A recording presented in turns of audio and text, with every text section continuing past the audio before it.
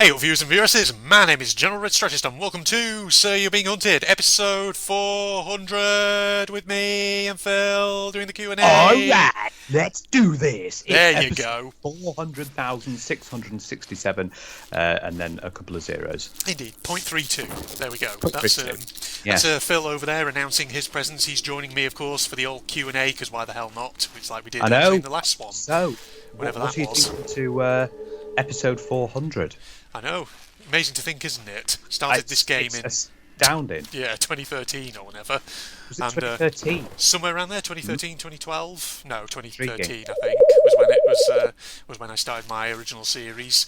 And my God, still doing it to this day. So Got all the way to 400. Yeah, it's whizzed by because it only feels like yesterday we were doing 300. I know, quite something, eh? Yeah.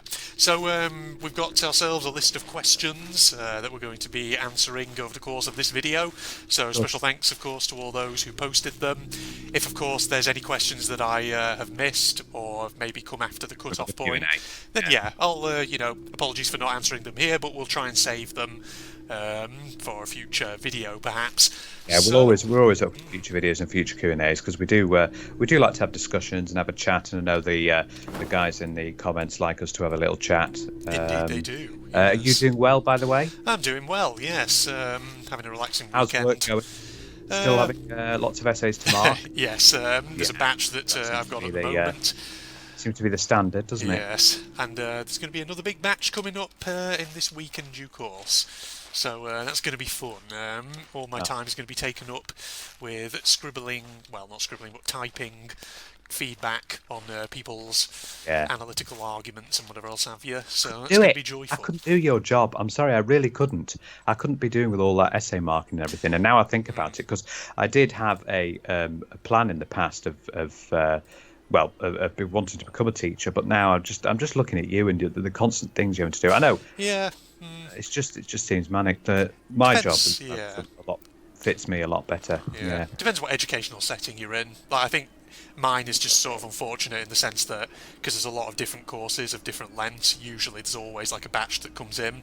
But it depends. Like some settings, I suppose assessments are only conducted at certain times, so it'll only be certain times of the year where they'll come in and all that. But I'll tell you what education you want to be. A parent with their children over COVID, just get onto BBC Bite Size. I don't just go on there. Yeah. I'm not doing shit. Get out of here. Go and learn yourselves. All right, so I think time for some questions then, Phil. So good shout. Let's indeed, have a look and see what we've got to answer.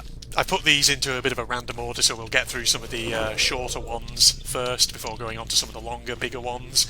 And we've got a fair few people who've posted. Some have posted singular questions, others have posted more than one. So we'll try and get through all of these. So first up, Phil. Maximum Power 1704 asks, can we please have a setup tour, even if it isn't much, please, or at least give us the specs to your PC. So this is an interesting one. I know, of course, there are a lot of people on the old YouTubes out there who like to do setup tours where they get a camera and they show their kind of setup that they have, their gaming rig and all that. Yes, I've seen a lot of that. It's a very common thing. It is. So some people, when they ask for setup explanations, want to have a look at the I know there's some YouTubers have actually done like a camera of their house. Yeah. Shown around their area and what they're, and then they go and show their gaming rig. Yeah. It's an interesting concept, but I know that many top high-level YouTubers do it. Indeed. So I don't know if I'd necessarily do a setup tour because I'm going to be honest, my setup is pretty amateur and pretty basic. There's not really that much to it, if we're being brutally honest. Basically, I have a PC, it's on a desk in my lounge, and I see some of these kind of setup tours that people do where they show off the amount of freaking hardware that they've got. They've like got the beefy PC itself, and they've got like 3 different monitors. And what's the latest thing? Liquid bloody cooling. Oh yes, liquid cooling. Liquid cooling. And then some have those PCs that flash with all the colours of the rainbow. Yeah, don't they? And some have like their microphone on like one of those proper like ARM setups. Stands. Yeah, like things the like that. What's a good one? Chill Blaster. That's Yeah. that's a PC, but the Yeti. That's it. Yeah, Yeti, Blue Yeti, like microphones and things like that. Yeah. Some people, yeah, really have big, quite complex setups. Not gonna lie, mine is pretty damn basic. I'm a basic bitch in that regard, Phil. Because mine literally is just my PC, and then for my microphone, I literally just have a budget Logitech USB headset, and that's it. That's my setup. Well, fair, but it's quite crisp sound quality. Yeah, it's good. That comes from, it's not bad, from is your it? headset. Yeah, it's pretty decent when I've been watching the videos and everything. Yeah. And you do have that clear quality. But yeah, you've got obviously a lot better PC now than you have. Do you know the specs of it then? Because I wanted to know the specs. Yeah, specs, I do have the basics here, just scribbled down. So my PC, for anyone wondering, is a PC Specialist Vortex Fusion Elite, which is a proper gaming rig. It's an i7 processor, so it's pretty powerful. 8GB DDR4 RAM. Graphics card is an NVIDIA GeForce GTX 1060, which is, again, fairly powerful stuff. So that's basically what I've just got scribbled down here. 2TB storage. So, it's got pretty much what you want. It's got plenty of space for all kinds of games, which also is handy, because with the amount of recording I do when I get the chance. Pump out as well. Yeah. But luckily, space. you're not using fraps anymore. No. Because fraps, eats into your storage space like there's no tomorrow. Yeah. Bandicam, which I've been using for a long time, is just better in that regard for using up less and less disk space on the files. I don't know why that is, but yeah, it's weird. And let's not talk about expressions encoder. Oh god, that. No, we don't talk about that shite. Yeah, we don't talk about that. That is forbidden. We don't talk about that pile of rubbish that is that particular program. Oh god. If you want a demonstration, ladies and gentlemen, of how bad that program is, go to my indie horror games playlist. Locate, I think it's my video on the Joy of Creation Reborn, because I think that was the one I recorded with that program. And yeah, the graphical quality, from what I remember, is absolutely fucking awful. Yeah, but, we did a collab with Expressions Encoder. I can't remember what it was. Was it GeoGuessr? It might have been GeoGuessr. Yes, it was GeoGuessr. That was it. Yeah, we did GeoGuessr with it, and it's just awful. It was terrible. Yeah. It was so grainy and pixelated. It was horrible. So you've added that to the list. What type of recording software you use? You also use Magix as well, don't you? Yeah, for editing, or if I need to do anything special. So in terms of video editing, I mean, here's the thing, right? Again, I'm a bit of a basic bitch. Because the thing is, most of my videos I don't really ever do any kind of fancy graphical effects or anything like that. So for the most part, if I need to quickly whip a video together and then just export it, I actually just use the basic Windows Photos movie editing software. It's only if I really need to do something special, like overlaying footage, or if I'm making thumbnails, new end cards, things like that. Yeah, that I use. Thumbnails, Magix. You do quite a lot. Yeah.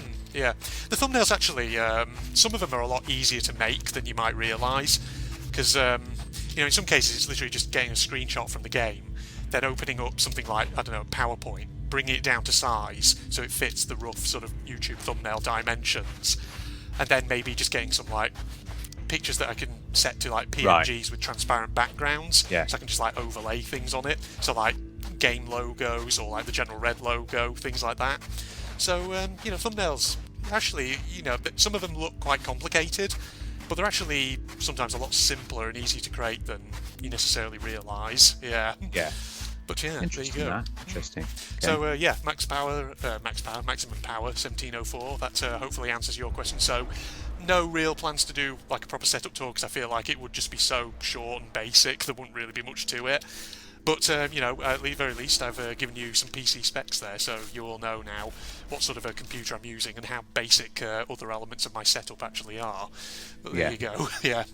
Okay, I think we'll go on to question number 2 then. This comes from Luke Kelly. So, any plans to do Western games on YouTube? In fact, actually, he's got 2 questions, I've just realised. So, any plans to do Western games on YouTube? Also, what is your all-time favourite RTCW single-player map? Okay, so we'll deal with the first of those, so Western games.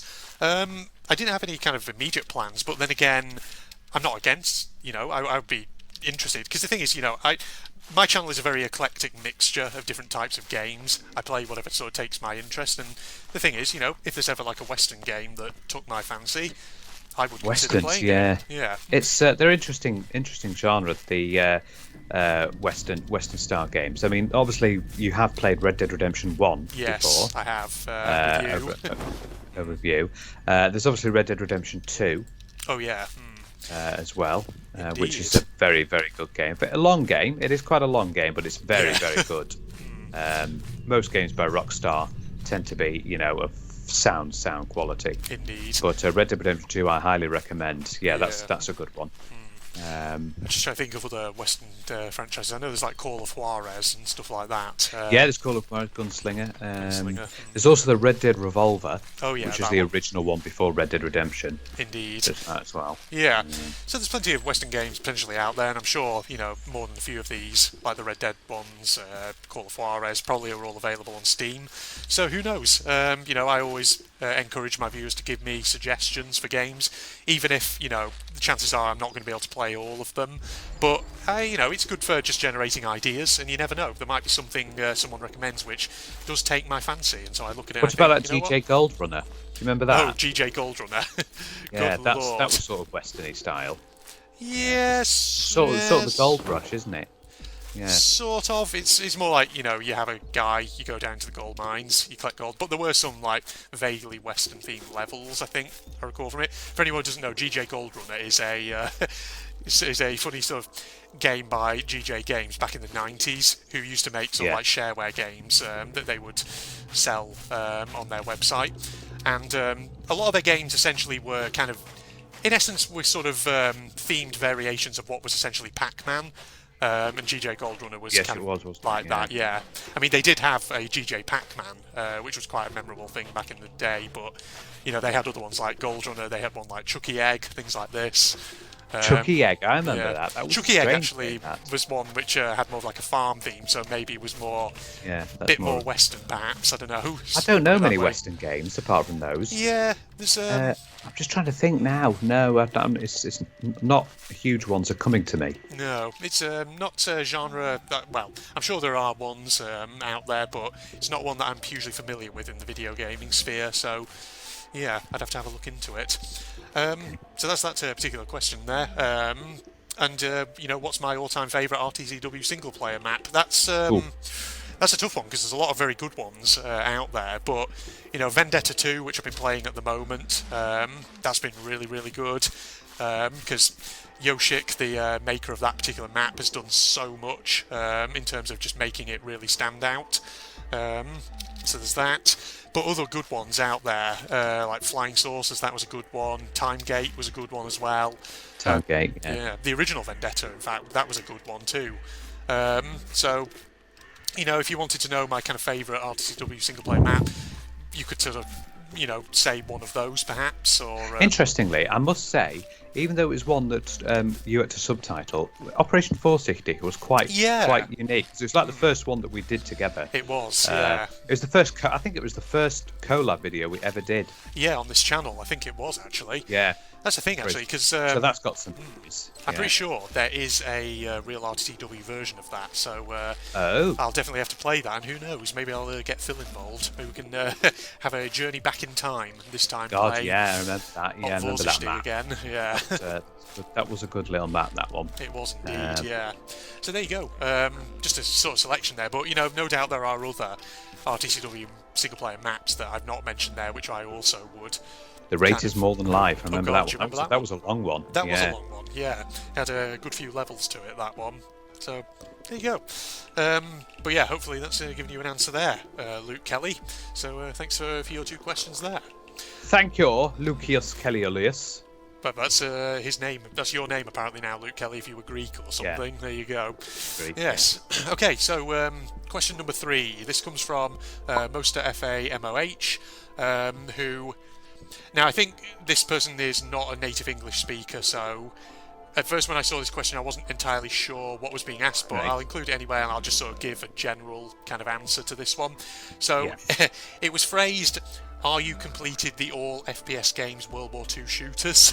So, at first I was like, I'm not sure. I think there's been I know what it means. Have you completed every single FPS game there is on the planet? Yes. Yes. So every single FPS game. So I was sort of looking at that one. At first I was like, I think, okay, there's a bit of language barrier going on here. So I have a feeling that maybe what was being asked there is something like, maybe are there any sort of World War II FPSs which I've played before, which maybe I haven't kind of done on the channel, or maybe that I've never completed, or anything like that. So, on that kind of theme, there are a few things that are worth mentioning. Yes, I can think of one as well. Yes. So in terms of, are there any World War II FPSs that I have played on the channel but I haven't completed? Obviously, there's the Saboteur. Well, that's actually not so much an FPS. That's more of a third-person actual game. But yeah, that's not FPS. yeah, I forgot about that for a second. That would actually exclude that from that answer. But there's also obviously like Wolfenstein 3D and Spear of Destiny as well, which we've played a bit of on the channel, but I have played them before. On Steam a few years back, so I have completed them technically. So, if that answers your question, Moster, then hopefully I've understood that. You also had a little go when you came over to my house at Call of Duty Modern Warfare 3. Oh yeah, I mean technically that's not World War II, but it is a shooter, yeah. Have I played any World War IIs? Yeah, have you ever played ones? Because I know you played Spear of Destiny back in the day when you were younger. Spear of Destiny, yeah.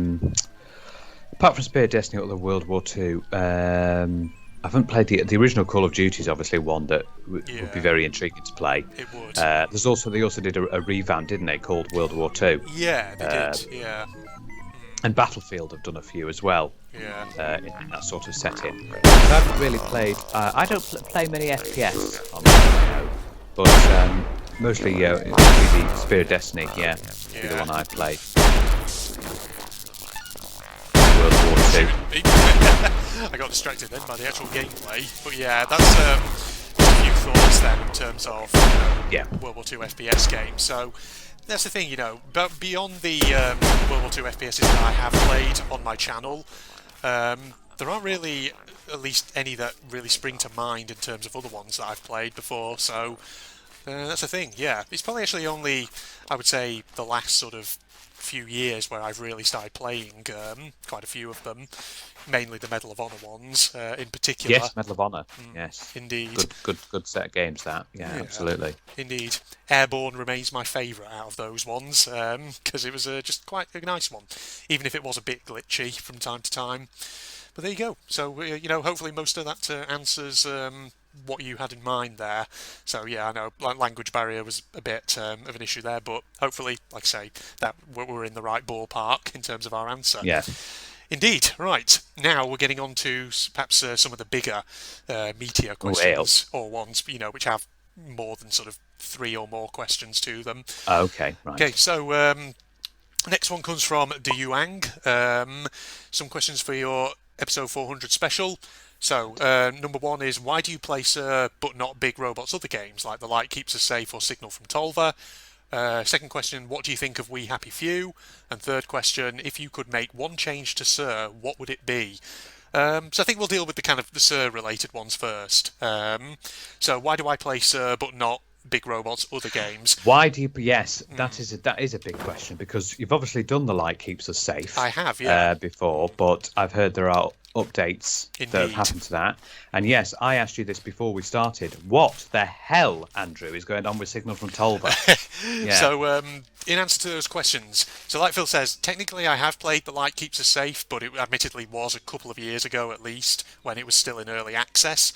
And of course, the game since then has been in full release for quite a while. So I have mentioned, I think before though, that I would want to go back to The Light Keeps Us Safe and maybe do another series on it, to actually see if what the ending of the game actually is. I really enjoyed the concept of it. It was basically like So You're Being Hunted, but with a darker theme. Yeah, it was more darker. And there was some I know the creatures in it made some really peculiar noises. Yeah, some of the when I was watching it. Enemies in it were quite creepy in their own way. So yeah, The Light Keeps Us Safe definitely is a game that I would be interested in going back to at some point.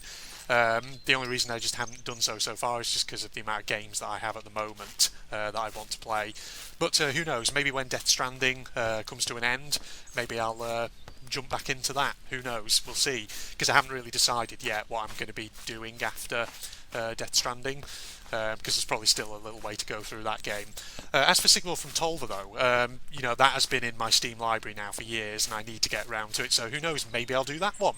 We'll see. Originally you couldn't do it because you had a bit of a shit PC before, and it just wasn't feasible, really. Indeed. To do the Signal from Tolva. Actually, one of the reasons why I didn't do it at the time that it came out, because I did buy it and I did test it, but this was back before I had my current PC build. So unfortunately, the PC I had before this one, the one that I've got at the moment, was kind of shit. It was basically an office PC rather than a gaming one. So as you can imagine, its specs were kind of middling, and in essence, it just couldn't really run the game at a very good FPS. I mean, that didn't stop me playing other games that were graphically intense. Yeah, like Alice, for example. Alice or Alien Isolation. I want to know where they came up with the idea for the names of the games. Like, The Light Keeps Us Safe. I wonder what made them think, and The Signal from Tolva, and just like... So I imagine with The Light Keeps Us Safe, I mean, with that one, probably what it started out as was they had like a concept probably in their minds for like, let's do a game where you can use light to protect yourself from enemies or to solve puzzles. Yeah. And then probably from that, the name just sort of came out of it. Yeah, it's that sort of process, isn't it? It'll be the brainstorming, sitting down with a piece of paper and just thinking. Like we did with the BA Brits, trying to think of our channel name, or the VAG. The VAG. Yes. Ah, yes. Thank God and both. Why didn't we go with that? Very close to going with that, weren't we? Yes, because we were going to be called the Virtual Adventuring Gamers. Yeah. And shorten it to VAG. Indeed. That would have done well with the YouTube algorithms. It would have done, wouldn't it? But yeah, that's the thing. I think a lot of creative works, they probably start with a concept, and then when they've kind of fleshed it out a bit, they probably then decide on the name for it, on something that fits. Exactly. Rather than necessarily having the name and then fitting the game to the name itself. But yeah, so that answers that kind of first question there. Second one on Sir was, if you could make one change to Sir being hunted, what would it be? Now we have answered this in the other previous Q&A. We have done this before. We've answered this question. What would you like to add? But good idea too. So. Probably, if you want to go for an in-depth look, is to look at the previous Q&A where we actually had a look at that. But if you go over some concepts, and I can go over some concepts that I would like to see in Sir. Yeah, there are other kind of Sir being hunted videos I've done where I think I sort of mention things that I think would be interesting to add in to this game. But that's actually adding. I mean, technically, what the commenter has actually said is change rather than necessarily add. Okay, there's a little bit of a different element. Yeah, change. Okay.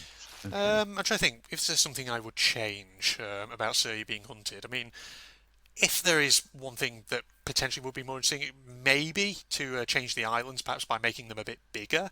Because the thing is, like, when I first started playing Sir, obviously, and I was completely new to it, and I thought, look at these sizable islands that we're on. But of course, now it's sort of 400 episodes in. I've got to that point where. Thing is, I could easily clear an island in like one episode of all device pieces. So, perhaps that would be something to change, maybe to expand the islands a bit, to make them a bit bigger, put a bit more on them. That was a bit r/humble brag. Yeah, that was a bit r/humble brag, wasn't it?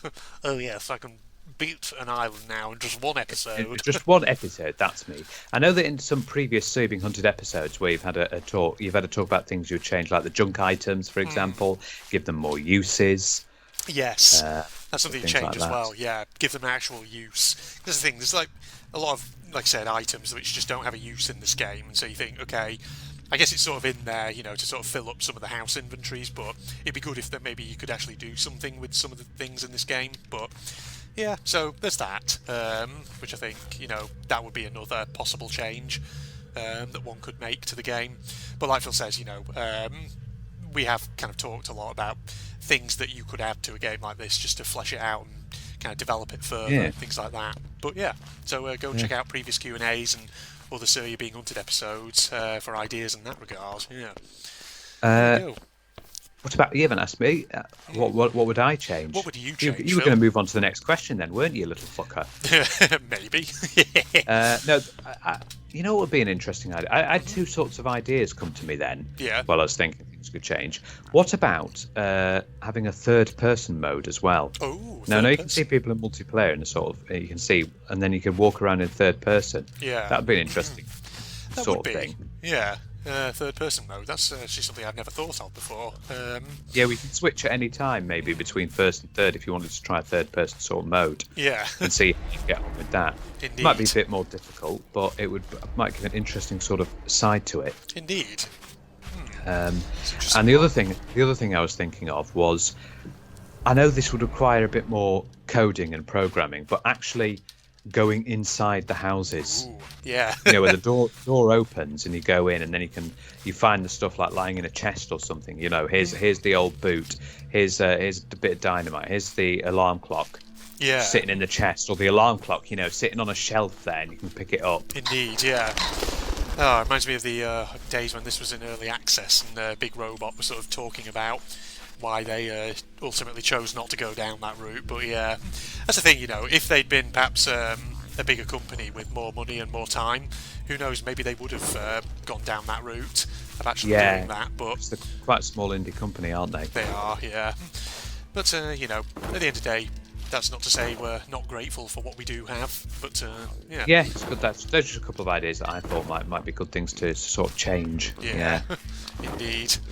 Well, there you go. So, Du Yuang's other question was on We Happy Few. It was, what do you think of that game? So, yes, that's we're enjoying it so far. Yeah, we've done 3 episodes. I think have we done 3 episodes. Yeah, it's a very very intriguing little game. It is one of those games that I definitely want to go back and do more and more of, because, like we say, it just has a very interesting aesthetic, a very interesting setting, very interesting looking characters.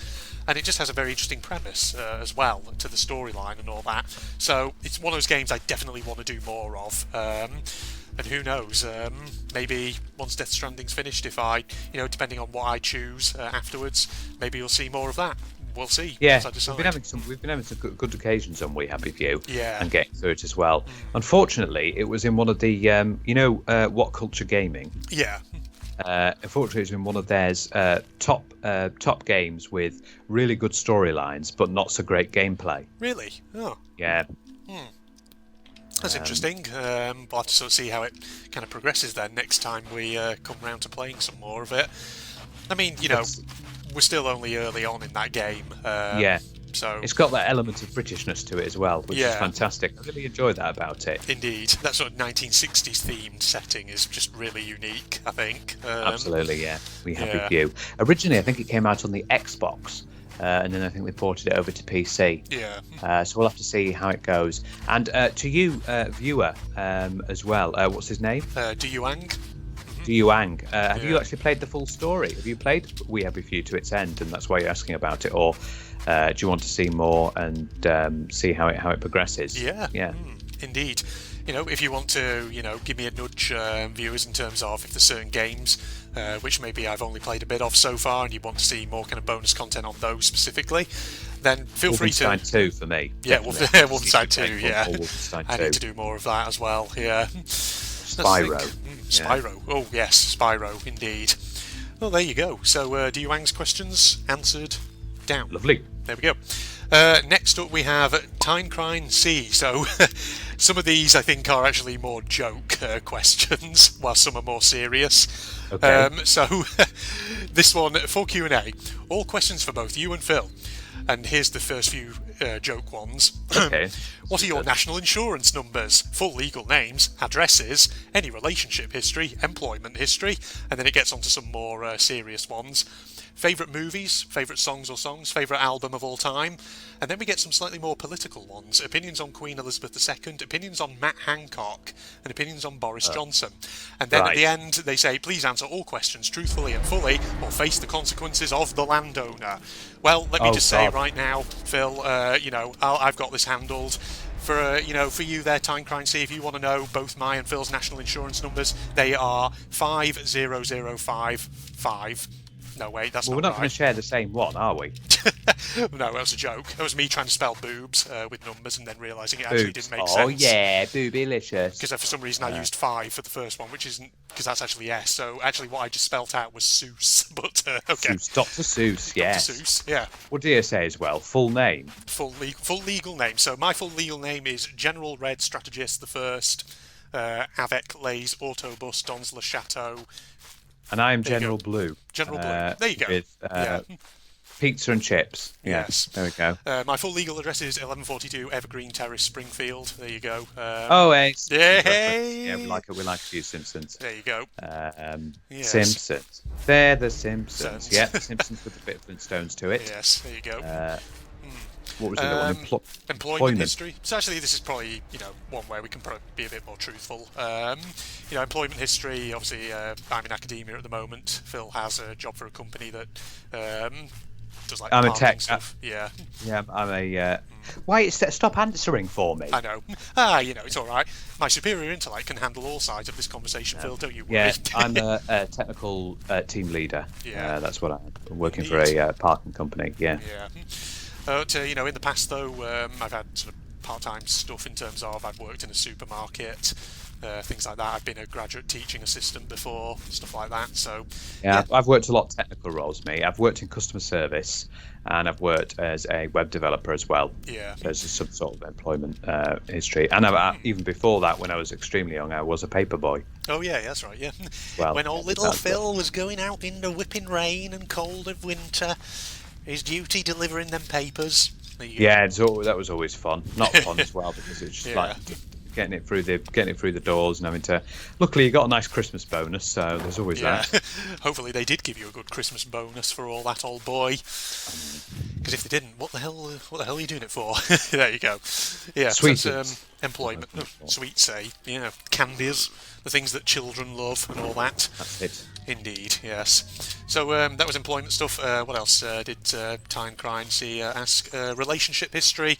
I'm not in a relationship at the moment. I can't really say I've ever had like a proper sort of long-term relationship or anything like that. So yeah, no change on that front. Yeah, From things likewise. that we talked about that. I've never really had a girlfriend, No.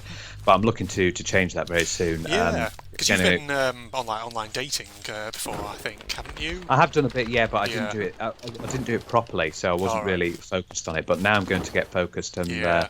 having a little help from my sister. I'm going to just take some pictures and then start to get on the sort of sites, like Yeah, the get Tinder's, yourself out Plenty there. of Fish.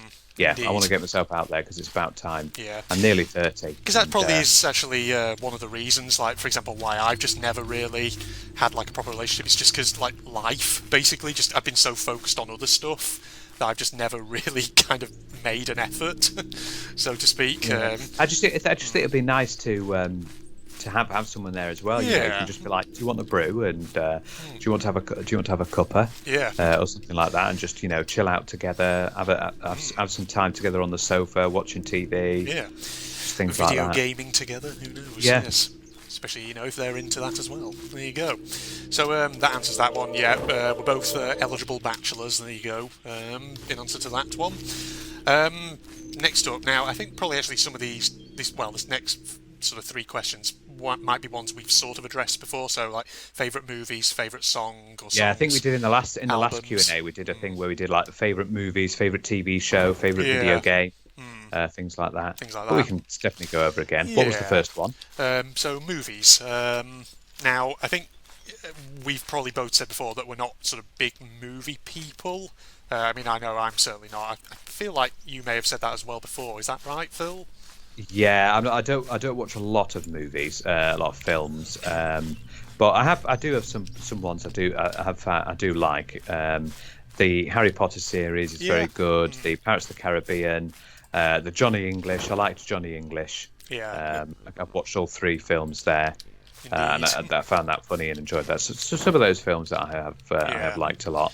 So you like, the sort of nice kind of easy viewing, kind of just fun stuff, basically, by the sound of it. Yeah. Absolutely. Trying to think with me, like, what did I say sort of last time? Like favourite films, things like that. Or films that you like. Yeah, films that I like. I think Come on, I probably there's one mentioned that it I know. before. well, I was thinking Good, Bad and the Ugly. Going, Good one. thinking, Yeah. westerns is still on my mind a bit. Um, Shit, I actually can't even remember what I said last time. This is embarrassing. Come on, there's one you should. Which one was it, Phil? Remind Come me. on. Refresh my memory. I'm having a moment. Okay, maybe I'll pop along some clues. On. First clue is mental asylum. What, Sucker Punch? There we go. There we yes. go. Yeah. Oh, yes, that was an interesting movie, and I know, the narrative in it maybe isn't the best, but I think I was just fascinated by it with like the general aesthetic of it. Yeah, and just the one. just how weird it was. But yeah, so there's that one. Yeah, I completely forgot about that. You see. Indeed. Good Yes. job I'm here to re-jog your memory. I know, that's the thing. If Phil wasn't here, I would have fell flat on my face there. Yes, Indeed. with all sorts of movies that you didn't know. Absolutely, Indeed, yeah. Well, then again, I think I actually probably mentioned like Studio Ghibli movies before as being a possible favourite as well. Actually, now that I think about it, good family-friendly sort of animated. They are on this Studio Yeah. Ghibli. They did Is it Spirited Away? Spirited Away, yeah. Yeah, that's one. That's Howl's a very Moving very Castle. famous one. Stuff like that. What was the other ones? My Neighbour Totoro, stuff like that. Sip some tea whilst I'm at it. There we go. What will be disappointing for some people is I haven't watched the classics, which I should get to watch. Oh, Star Wars. I did like Star Wars. Star Wars. But things like Back to the Future and Oh yeah, there's probably Jurassic Park. a good number of ones, classic ones like that I've not watched either. Similarly, like the Jurassic Park ones, I've never really watched any of those. I've not watched. Yeah. No. Yeah. I mean, it all just seems a bit same to me. A bunch of dinosaurs in the park get out, go on a rampage, and they have Go to on a stop them. rampage, and then it all goes to. There was a funny thing. I think it was on Twitch. A Twitch streamer was doing like a Jurassic Park game. Yeah. And I think this comes from a meme, but they like had a because the game basically spawned dinosaurs, right? Yeah. And it was like a perfect timing sort of compilation. All right. And as the dinosaur got spawned, basically, Yeah. this meme song came through and go, "Oh my fucking god, it's a dinosaur! Holy shit, here it comes! Wow. Oh my fucking god, it's a dinosaur!" Holy shit, here it comes. Wow, I like it. I'll have to check that out myself. It sounds like very, it's probably very hilarious. Very funny. And then as it happened, oh, that's it. The streamer just Yeah. ended with a fit of giggles. Couldn't stop laughing. Yeah, I imagine they probably did. Yeah. There you go. So that's a bit of on the movies there. So Movies, yeah. songs/albums. Right. I probably again mentioned things before about sort of music I like. I'm a bit of sort of like the jazzy sort of easy listening sort of thing. So maybe a bit of like Frank Sinatra or Bobby Darin, stuff like that. Well, those are the artists, I should say, but that brings to things like songs. So, for example, like "Somewhere Beyond the Sea," or Frank Sinatra doing "New York, New York" and stuff like that. Yeah. Indeed. You like your classical music as well, don't you? Yeah, I do like my classical as well. I think probably my favourite classical piece, again, I've probably mentioned it before, would be a Shostakovich one. The second waltz, I think it is, from the Suite for Variety Orchestra, if I'm not mistaken. Oh, right, okay. Yeah, there you go. So, had to think of that one for a second, because I think it often gets confused with another suite. Yeah, for me, it's I mostly like all genres of music. I'm a sort of musician myself. I make my own music as well, but I do like a good range of music. I like the film scores. I like pop, jazz, rock. I do. Yeah, for me, it's a wide range. I don't have a particular category. Indeed, yes. So there you go. That's a bit on our music tastes as well for you there. Tyne Sea. So hope that sort of answers that to some extent. The music and then, one, aye. Then we had his final three questions, which are more sort of current affairs related. So yes, they weren't they? The political questions. yeah. So opinions on Queen Elizabeth II, on Matt Hancock, and on Boris Johnson. So we'll try not to be too controversial. Yeah. So Queen Elizabeth II, thoughts on her. So yeah. I mean, as a kind of a sort of figurehead for the country, I mean, she acts certainly in a very dignified manner most of the time. So yeah, I mean, in that regard. She is a good queen, I must say. Yeah. She's our longest-serving monarch, Longest-serving as monarch. well. Used to be Queen Victoria, Yeah. but no, we surpassed Queen Victoria now. Indeed. So Queen Elizabeth, she's a good queen. She's a good queen, yeah. And it's always interesting to watch her speeches at Christmas, and she's done a few speeches for COVID. Yeah. As well recently. Well, Indeed. Weird. I know, it's like a bird sort of flying. vanished into thin air. It's a crow, whatever it was. What the hell? Dear It's me. vanished into thin air. Just know. like Well, maybe it wore Harry Potter's invisibility cloak. Indeed, yes. Or maybe it saw me over here and just thought, nope, I'm getting out of here. Nope, Yeah. Chuck Tester. Just yeah. when that moment where you just see something, you think nope, and you think nope so hard that you end up just phasing out of reality. Out of reality, As I you know. do. What was weird? That was weird. I know. But yeah, Queen Elizabeth. Yeah. Yeah, had a few speeches as well. A good queen. And does a lot, Obviously, it's very unfortunate that she's lost Prince Philip. Yeah, it's sad about that, but there you go. I know. I mean, the thing is, like, obviously at the moment the royal family has been going through some, a bit of turbulence with things going on at the moment, but I think Queen Elizabeth just sort of does probably what is the best thing, which is just not really kind of getting dragged into it. She has, the handbag she wears. Yeah. Apparently, that handbag is actually used as signals. So when she's in a conversation with someone, for example, and she wants to tell her staff that she wants to end this conversation because she's getting bored or something, she flings her handbag over to her other hand. All right. Yeah. So if it's in her right hand, it'll go to her left, and they'll understand that sign and try to help her end the conversation, or come up to her and say, "Ma'am, you're needed over here," or yeah. I just had a funny image then of her having a conversation with some, random person, and then reaching into her handbag and just pulling out like a piece of paper that just says "Get me out of here" on it, and just like slightly. I'm a raising celebrity, it. get me out. Now, another little funny, interesting fact was the King of Saudi Arabia came to visit her. Yeah. And he's against women obviously doing things in their country. Certain women aren't allowed to do certain things. So she took him on a drive and started, because she can actually drive, and she started driving horrendously and wildly to scare the shit out of him. Is that true? Yeah. Really? Wow. Yeah. Indeed. So that's a little funny thing about our Trolling, Queen. international style. I know, There you go. see, even the Queen can troll. Indeed, she can. Yes. Okay, so thoughts on her there. Now, this next two, Matt Hancock and Boris Johnson. Matt Hancock. Now, Yes. Very, very, very recent news.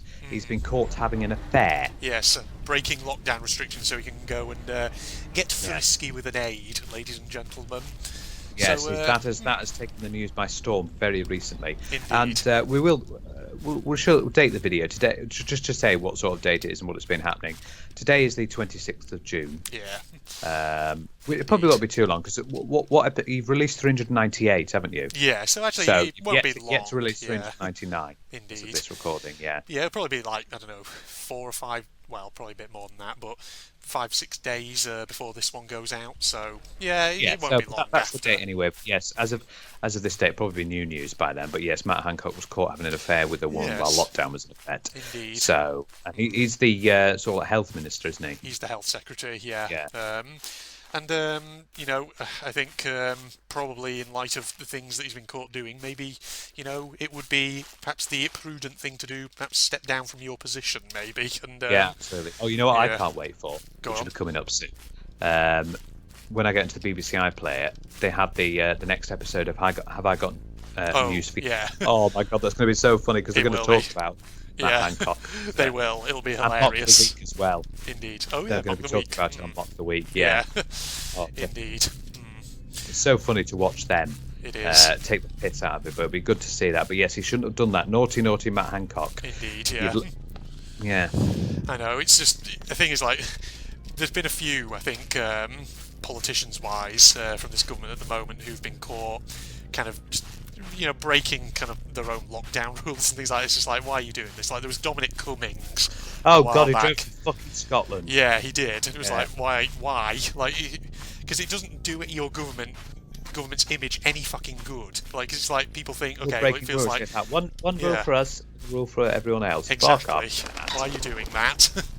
It's just but that's the thing. Matt, but yeah, And Boris Johnson, the other Boris one. Johnson, Old our, Boris, the one who often elicits very divided views. Yes, I'll as tell a you Prime what, in Minister. Mock the Weekend, have I got news for you going back to that? Yes, Yeah.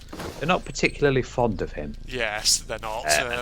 Rip him to high heaven. Yeah. But yeah, he's had some struggles over the COVID, but yeah, it's obviously been a difficult time because we haven't really had to deal with a massive Yeah. pandemic like this before. That's the thing. Like, when I look at kind of Boris Johnson as a Prime Minister, I sort of look at him and I think, man, you are an absolute buffoon at times, and there Yeah. are so many things I look at what you've done and I think, why'd you do it that way? I feel like you should probably have done things differently. But at the same time, maybe part of me is just like, given that we are in the middle of quite an unprecedented sort of period of pandemic and emergency, something that we've never really had for a long, long time. I do feel like I try to be sort of understanding. Yeah, and, try to sort of play devil advocate. Yeah, and just admit that whoever would have been in office probably would have had a real fucking hard time dealing with let's this. think who was Prime Minister during the 1918 Spanish flu? Oh yeah, it was Lloyd Was it George, wasn't it? Yeah, I think it would have been Lloyd George at the end of the First So World War. how did he cope with it? That's the a good thing. question. I've actually never really read about anything about that, so that might be something of interest for me to That do might in be my own something. time. And we can't go further than that because during the Black Death, Yeah. we didn't have a prime minister. No. Our first prime minister was about 1700s. Yeah, it was So- Robert Walpole, I think it was. Yeah, that was it. But so Indeed. we can't really say. But we maybe have a look at Lloyd George and how he coped with the Spanish flu. Yeah, indeed. There you go. But yeah, I think, like I say, at the end of the day, I think Boris Johnson's record on handling the pandemic hasn't been perfect. There've been plenty of things he could have done different, But you could say that about other presidents. Yeah, prime you ministers can. also, but, I mean, Boris Johnson's not been as bad as Donald Trump. no, he hasn't been. So I'd say that. He Yeah. hasn't been at all. But Especially that time when Donald Trump was like, "Oh, it's fine. We've got over the worst of COVID now," and another second wave came. yes, inject bleach into your veins, ladies and gentlemen. It's like, no, Yeah, or like, what the disinfectant fuck? or whatever it was that he said. He's like, oh God, why is this really the man in charge? Lord. I mean, But, if you want, inject bleach into veins, but you'll find yourself extremely dead. Yes, you'll find Yeah. yourself a bit on the, how should we say, the Very dead dead. side. You will find that your lungs have stopped inflating and your heart has stopped beating. Indeed. There you go, ladies and gentlemen. But yeah, that's the That's questions, your questions, from yeah. Time C out of the way, ladies and gentlemen. So, what do we have next? If I just adjust my sheets of paper where I've got everything written down here. Right. Okay. So up next we've got quite a few questions. Well, I say a Right. few. Most of them are actually sort of the same kind of theme from 333 Ivan 333. So we'll deal with. So it's a 333 Ivan actually left two sort of separate comments. So we'll deal with the first one to begin with, and then we'll go on to the Okay. second one. So first comment says, "Some musings from a somewhat scattered mind. Have you ever been to Ireland? Donegal, rode the Fintown Railway, been to Tory Island, home of none other than Balor? If you haven't, you really should. It's unforgettable. Been to Inishmore, Dun. I'm not sure how to pronounce this one. Dun Angsa, and had oysters Oh, I and a think you pint. moved your camera. Oh, have I moved my camera by accident? Yeah. Yep. How's that? Is that better? No, it's too far to the left now. There we go. There we go. Yeah, Is that stop. better? Yep, I Yeah. must have accidentally nudged it. There we go. Had oysters and a pint at TJ Joe Watty's. Anyway, I've never been to the Hebrides, or the UK for that matter, and one of my favourite playthroughs of yours is Dear Esther. Ever been to the Hebrides? Visited Hadrian's Wall? So we'll deal with those ones first, because that's a lot of things to do with travel. So, have you ever been to Ireland, Phil? Because Yes. I haven't. Oh, have you? Really? Yes. Tell me more. Yes, have been to Ireland. Yeah, we did it as part of my mum's birthday. All right. Yeah. Originally, we had a little fool of it. We were all going to go, but my mum believed it was just her and my dad. Yeah. So what we did to to surprise her is they went to the airport, and then me and my sister turned up separately. Ah. So we turned up at the airport separately, and she was shocked to see us come round the corner. Yeah. And we were like, yep, we're all going together. So yes, we went over to Ireland, and it was absolutely good. We went on loads of trips and went to see the various different English Channel. Oh, yeah. And the various Wait, seas the English Channel? You mean the Irish Sea, maybe? 'Cause the Irish Sea, sorry. English Channels between England and France. Yeah, that would be a No, completely sorry, different the area. Irish Sea. I went to the Mediterranean, yeah. and it was absolutely gorgeous. We really, really enjoyed it, and we had a lovely little hotel, not a hotel, a sort of apartment place, and it was really, really nice. And they were all very friendly to us when we were over there, when we were interacting. But we went and we had a great time in Ireland. Yeah, absolutely loved it, and the accent is fantastic as well. Yeah, the accent there, Phil. How's it going there? Sorry, that's my Irish accent. There's a difference between Northern Ireland and the Republic of Ireland. Got a different accent there. Indeed, yeah. I've never been to Ireland myself, but it is one of those countries actually that I would love to go to because I've heard a lot of good things about it. Absolutely. I've heard that some of the cities like Dublin, obviously very historical. They've got a lot of stuff to see in them, and of course then you get outside the cities into the countryside, and it's very, very nice. Also, I hear. Oh, it's beautiful. When we went for drives and stuff and walks, we went into the various different areas, and it was absolutely gorgeous. Yeah. I loved it a lot. Yeah. Indeed. So that's Ireland. So Ivan also asks, what about like the Hebrides or Hadrian's Wall? So going up north. The Hebrides is interesting, yeah, and it was. I can understand why. Yeah, Dear Esther was a very good game. Yeah, it's fascinating, wasn't it? The beauty in that looked really good, but no, I've been to the Hebrides or Hadrian's Wall. I've not been to either of them either, but Hadrian's Wall is definitely somewhere that I'd be interested in going. And my family sometimes have talked about maybe a load of us perhaps just one day getting in the car and going up there whenever I next visit up north. So who knows? Maybe that's on the cards in the not too distant future. So it was to stop the invading British, wasn't it? So like the Scots and the Picts and back tribes in up there. That was William Wallace. That was it. Yeah, and then of course the Hebrides. You've got not the William Wallace. No, William Wallace is way later. But it's basically the Romans put it up to Romans. That was it. Yeah, to kind of demarcate the northernmost limits of the Roman Empire. But, and you've got the inner and the outer Hebrides as well. Yeah, so they're split up. Indeed. Wow. Yeah. So no, we've not been, but definitely a place that I think both of us might well be interested in visiting. I would, I would, definitely. And then continuing on Ivan's first comment, so now for something completely different. Your favourite English foods, also any English beers, ales, or strictly tea? We'll deal with that section next. So English foods, I mean, I've mentioned before in Surrey being hunted, I'm always a good, fish and chips lover, especially like my big go-to pub meal, that's what that is. So can't beat that one. But there's other things, English staples, which, if you kind of cook them nicely, you get some good ingredients, they're nice and wholesome, like a good bangers and mash or whatever, with a nice onion jus. Lovely. Yeah, that's nice. Indeed.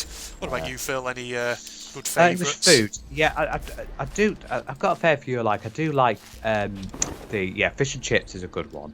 But if you go away from that, I'll tell you what I do. What is good and it's proper British. Shepherd's or cottage pie. Oh yeah. Now that's nice. Indeed. But now my auntie had her own sort of recipe of it. Yeah. It was called Jazz and Spice shepherd's pie, and it had a little bit of a kick to it, and a little bit of I think there's a little bit of barbecue sauce. That sounds like it was. Yeah, it had spice and it had barbecue sauce, and it was really, really good. And for those outside of the UK, the difference between shepherd's and cottage pie is cottage. They're both exactly the same, apart from one difference is the meat. Cottage pie is beef, and shepherd's pie is lamb. So that's the difference. So hence I do like that. Shepherd's pie.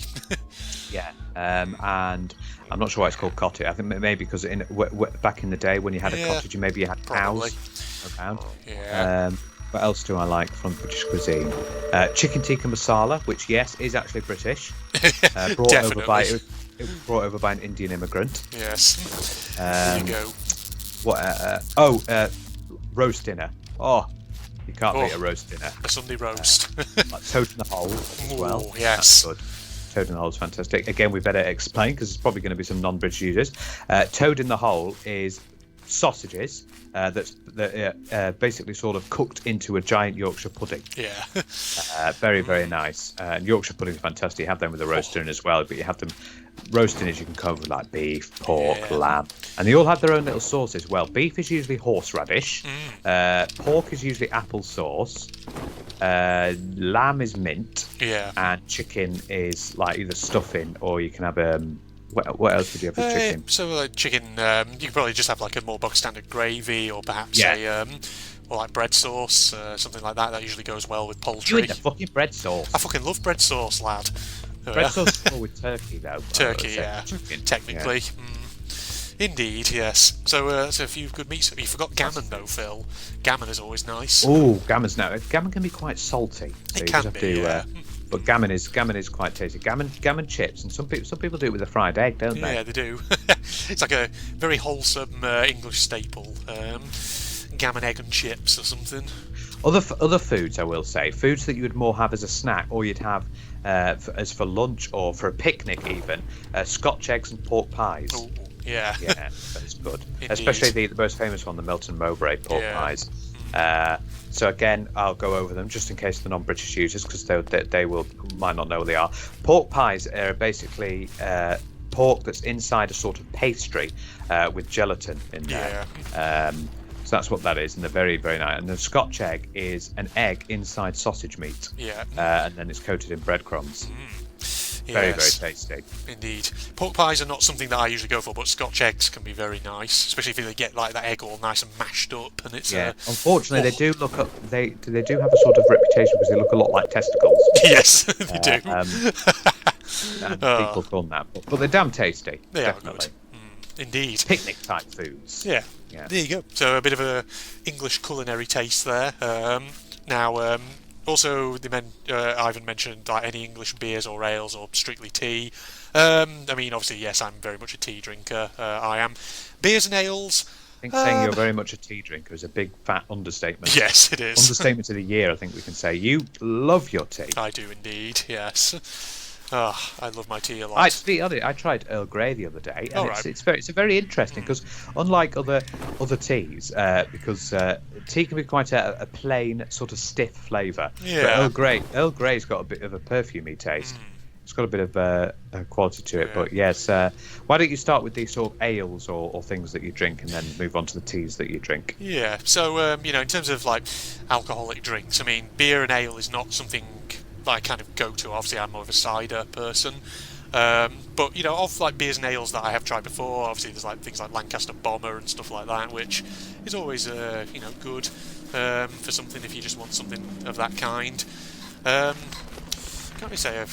really think of any other kind of English beers or ales that I've really kind of actually drunk before. But like I say, I'm more of a cider person. Get me some Thatchers or whatever, and I'll drink that. Though, having said that, I think I've probably mentioned this to you before, Phil, but I don't really drink actually as much alcohol quite as I used to. Yeah, remember you saying things like that. Indeed. But, teas, again, I just go for sort of, bog standard tea bags most of the time, like Sainsbury's Red Label and stuff like that. I don't know why you go for that. I thought you would go for something a bit more, like Twinings or... Usually it's just because, I don't know, some of the kind of more... Some of the other stuff sometimes can just be a bit more expensive, so for the most part I just go for something that's fairly bog standard, and at the end of the day it tastes fine, nothing wrong with it, so I just go for that. But the thing is, actually I do have... a bit more expensive, yet you're in a high-paying job, for goodness sake. I do have some flavoured teas actually in my cupboard. I can't remember what they are, but I need to actually drink them up. One of the most interesting flavoured teas though that I have drunk before was like a chocolate and orange tea quite a few years ago, which was an interesting taste, put it that way. It was alright, wasn't too bad. That was actually from Holland and Barrett. I think I remember getting that from Holland and the sort of a health food shop. Indeed. They have all kinds of flavours. They have like blueberry flavoured teas and things like that, which is quite something, I must say. Holland and Barrett, of course, I've not been in for a long, long time thanks to lockdown, but who knows, maybe one day I'll get back into the centre of town. Yeah. and consume some. Yeah, as for me, now I'm not an alcohol drinker. Yeah. I haven't. The last time I drank anything alcoholic was 2010. Yeah. Because I suffer, unfortunately, from severe acid reflux. Indeed. So I can't really drink. But before then, I would have... Oh, what's happened? Your camera's moved again. Oh, if I moved the camera again, sorry. I must have been looking down at something and I must have nudged it. Is that better? Yeah, for a moment then I saw your fucking ugly face. Oh, jeez. And then just... Wow. Whoa. Damn. Bloody hell. Trigger warning. I know. But yes, so before that, I would drink... I'd drink like some wines and some cider myself. I wouldn't be really a big beer drinker. But, Yeah, so for me, I'm not a big. I don't drink any alcohol anymore, so Yeah. I don't have it. But as with regards to brews, I'm mostly a big coffee drinker. Yeah. I do love coffee. Yeah, coffee's a big thing for me, like me Americano or me instant coffee I have at home. So I drink a lot of coffee, but I do drink some teas. I have the normal, but I do like. I've tried some of the herbal and green teas. Oh yeah. One of my favourite, and I've introduced it to one of my colleagues at work, is lemon drizzle green tea. Oh my God! Like I've said this before, Yeah. it tastes like a actual lemon drizzle cake in it. I've said more about this in the So You're Being Hunted episode entitled, I think it was Varieties of Tea. Yeah. Yeah, when we Yeah, talked that about might it be then. right, actually. Yeah, Yeah. I talked about the various different green teas that I've consumed then. So if you want to see the green teas I consumed, go to that video and you'll see it there. Indeed. Yeah. So there you go. A little bit of that. I mean, lemon tea actually does sound pretty damn nice. Yeah. Indeed. So that's that. Next part from Ivan. Have you read Watership Down or Tales from Watership Down?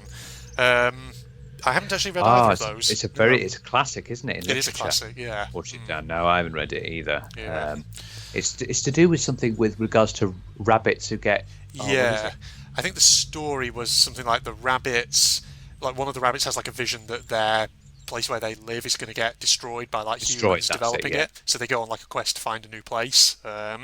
All I remember though is that there was like an animated movie from years and years ago, which There was a was movie, quite wasn't dark at times. Some of the stuff that happened. Who's in the it. author? Was it Charlotte Bronte? No, I can't remember who the Bronte? author was. I think it was a 20th century book, Watership Down. 20th century book. So it would have been a 20th century author, but I can't remember who for the life of me. But it's in those books that are classed as the classics. I don't know if Yeah. I reckon some people probably have read it at school. Yeah, You know, probably. in your English literature class. Yeah. So there was wasn't there a recent film as well? 1978. Oh yes, I'm just looking on Google now. Yeah. Novel by Richard Adams. Richard Adams. Okay, there you It's go. in 1972. 1972. was. There you are. Yeah. Fantasy book, yeah. And then there was a film in 1978. There you go. Yeah, that's probably the animated movie that I'm thinking of. Yeah. But yeah, I just remember the animated film being kind of dark with some of the stuff that happened in it. Because I can vaguely remember watching it as a kid, and yes, but you know the book Like I itself, said, never I've read said it. before, you've made it as an author when you get one of your books turned into a film. Yeah, indeed. That's what I say. Yeah. Milestone 1 getting published. Milestone 2 getting things adapted into film. Obviously, you get asked, you know, would you like your novel to be made into a film? Yeah. We can make it into a film for you. Yeah. Yeah. I always think though, if I was an author and I got offered the chance to have one of my things made into a film, I'd sort of feel in two minds about it, because on the one hand, like I'd want obviously it to be a fairly faithful recreation, but then again, the problem with film is you can never kind of guarantee that, because with it being limited. I know, amount of but time. just imagine, Andrew. Just imagine the Hollywood bigwigs ring you up. True. Yeah. We'll pay you $50 million, son, to give you a let's adapt a I film. know some things have to be scrapped and taken out. Like one of the famous ones is the second Harry Potter film. Yeah. They had to completely get rid of the Nick's death day party. Yeah. Remember that? Yeah. Indeed. They have to sort of pick and choose what they take out, and sometimes that results in them having to sort of tweak the plot slightly just to make it fit into the space of like 2 hours or whatever. But yeah, so there's always that kind of two-minded thing. On the one hand, great, it's being made into a film, but on the other hand, it does mean that some things will have to be adapted for that medium and Classic all that. literature. What other classic literature have you read? Well, I mean, one of the ones that I know is John Steinbeck's Of Mice and Men. Yeah. Charles Dickens I've read a few of in the last sort of couple of years. Yeah. So like Charles Great Dickens. Expectations, things like that. Bleak House. Yeah. I think you've got to Twist. say you've been hunting video on Charles Dickens as well. Yeah, I think I do actually. And of course, Brian Jakes' Redwall. Red Wow. Wow. Yes. Wow, what was that sound effect there, Phil? It was how much you seem to love that I know, one because I yeah. Yeah, enough said about that one. I've harped on about that one loads of times before. So there you go. And so that's on the Watership Down question. Now we come to Ivan's second comment that he left on a later video. Right. Oh, actually, no. Just looking at the times, this was actually the original one. I've just done the first one first, the second one first. Even, God, I'm confusing myself. Okay, so but his other kind of comment basically said, "I've already asked a few questions. One final one. for both you and Phil, let's say we have another Carrington event, and for whatever reason you can only save 3 games that you have played. Let's say there's no space in the communal Faraday box for more. What would you or Phil save for the future? So 3 games. So let's say, Phil, there's an apocalypse. You have to save 3 games, and 3 games only. These will be the only games that survive. Will you save games that you enjoy playing, or will you want to save games that you hope to see future generations play? So an interesting hypothetical, this one. Ooh, wow, I like that question. Yeah. So, well, number 1, living in a glass house. Number 2, I think we'll put Nikita. Nikita, oh God. He's picking all the bad ones. Yeah, no. Oh dear. Also, what would be interesting on this, would you want to save games that not just you enjoy, but like the majority of the population enjoy? So you've got, if you're holding on to these games and you're defining what games are going to be saved forever, if you just do ones that you like and the majority of people don't like, that's a bit unfair on the rest of the population. True. Whereas if you save something, like a Halo or something, something that a lot of people enjoy. Yeah. Indeed. Oh, I mean, my initial inclination is to be selfish and just save the games that I would play.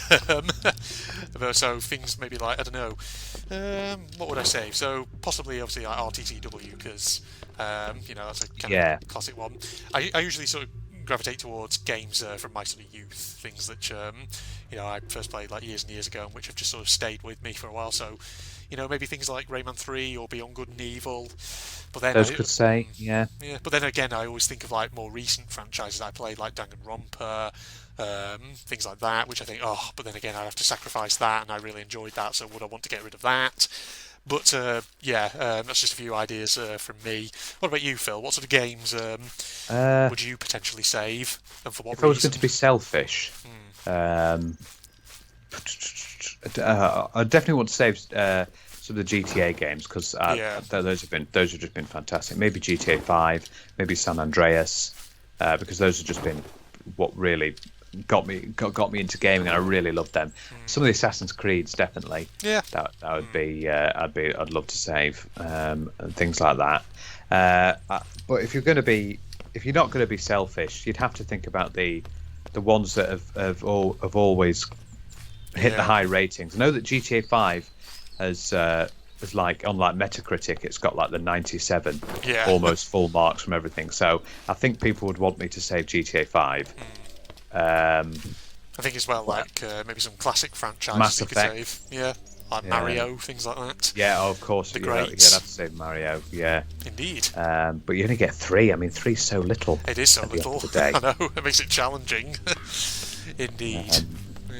Just trying to think what else. What else could we potentially think of that we'd save? What about like the Doom franchise or something like that? God, yeah, the Doom franchise. You've got to think of that as well. I'm just trying to think of like classic franchises which are so established and which everyone kind of really knows about.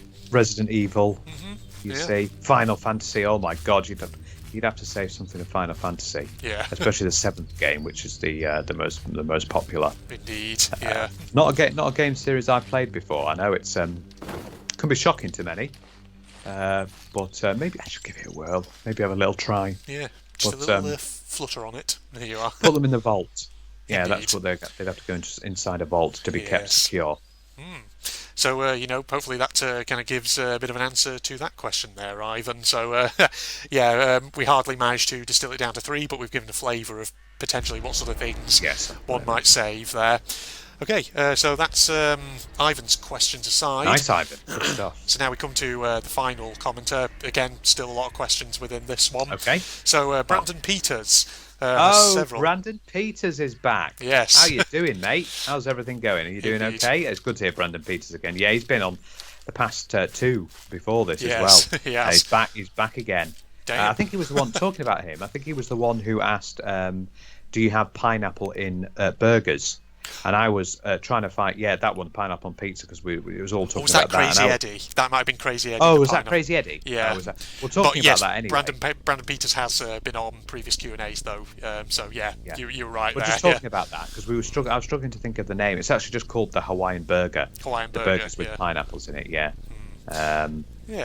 So Brandon Peters' questions, he has 7 of them in total, so we'll try and get through some of these nice and prompt. Well, we'll spend a bit of time talking about them. So number 1, what are you going to do in the 600th episode of RTCW? Number 2. Well, let's take them. Since there's 7, let's take them one by one. Yeah. So 600 episode of RTCW. Simple answer, in short, I have no idea. What are you up to now? 500 and something. Okay. Yeah. Yeah. So, 600 could be a.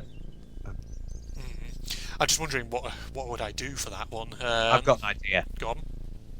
Do the real RTCW Operation 460. I think we need to do it. Yeah. Yes, that's a good idea. Hark back to the very first collab that we ever did together for this channel. Yeah, that could be a good idea, in fact, couldn't it? Yeah. Operation 460. Yeah. Yeah, so it's actually a possible suggestion. So there you go. We'll put that down as the answer to that one, Brandon Peters. Unless you had anything else in mind. I didn't have anything else in mind, no. Because that's the thing, like, it's just, constant custom maps and whatever else have you, so there you go. But yeah, that's actually an interesting idea. His second question, why did you choose the name General Red Strategist? This is one, I think... You have answered in the previous Q&A. I have answered that before, but in short, basically it goes back to 2011, before I set up my channel. This was when Phil introduced me to a game called Minecraft. Oh no, this wasn't in the last Q&A.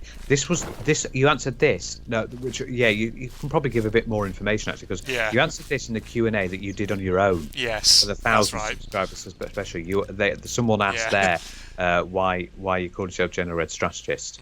Yeah. So that was such a long time ago, you might as well reiterate. Yeah, might as well. So, like I say, it goes back to 2011. It goes back to when Phil introduced me to a little game called Minecraft, ladies and gents, and I bought it. And of course, when you buy Minecraft, you have to set up your user profile, so you have to give yourself a name.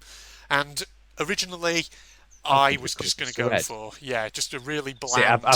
I've watched that episode recently, so there you go. Phil knows. I'm getting deja vu here. Yeah. So originally I was just going to go for like a really simple and honestly quite unimaginative name, like just Mr. Red or something like that.